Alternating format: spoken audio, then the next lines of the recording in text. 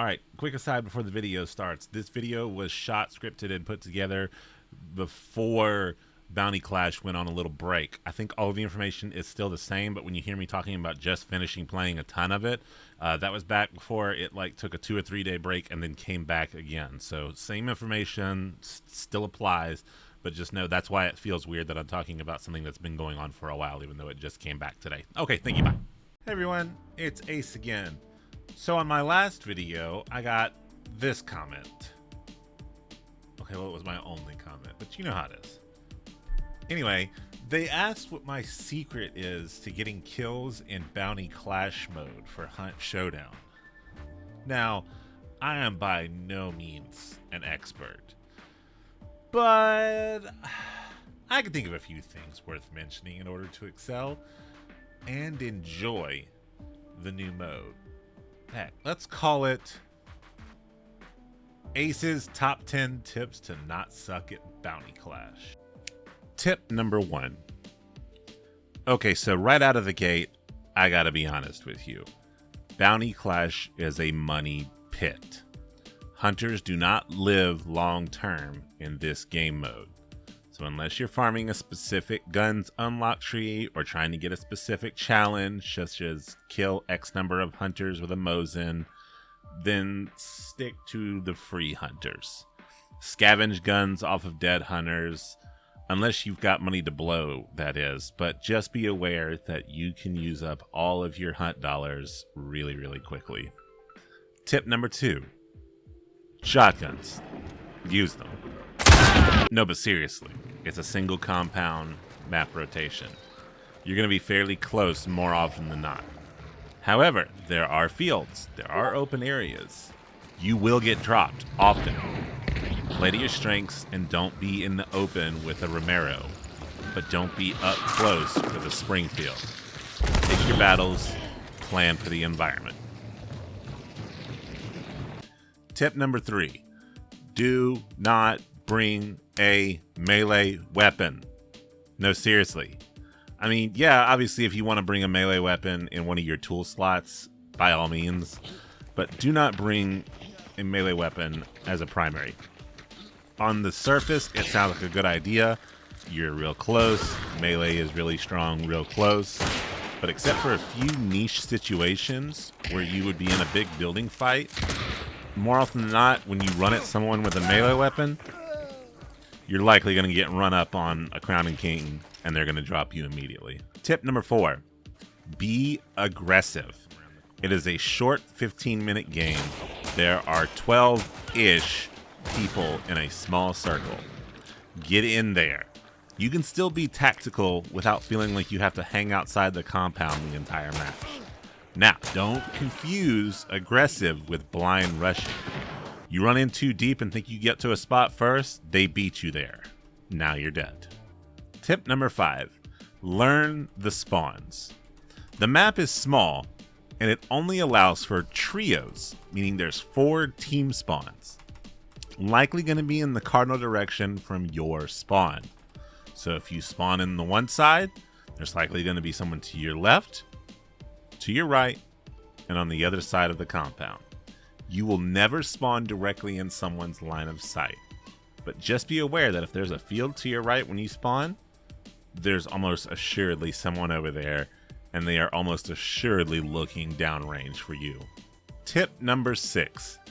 There's always another fish or person. I don't know, there's guns going off everywhere.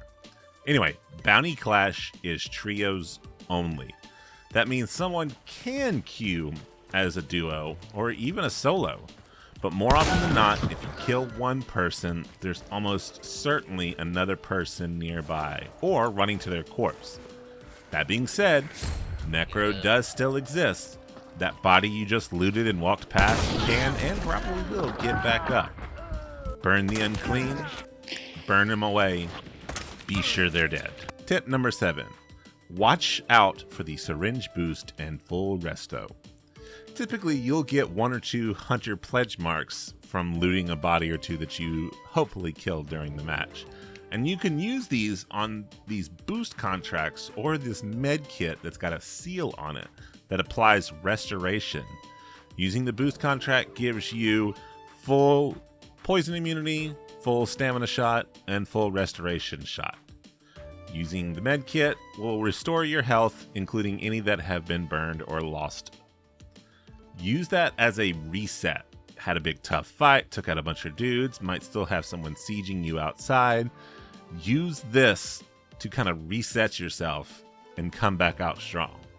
However, it's also great to make sure that you stop by after all the fighting is done, so that way you don't have to spend your trait points on health chunks afterwards. Tip number 8. This is an all PvP mode. Well, 85% PvP. There are a few NPC enemies here and there, but for the most part, it's a PvP fight.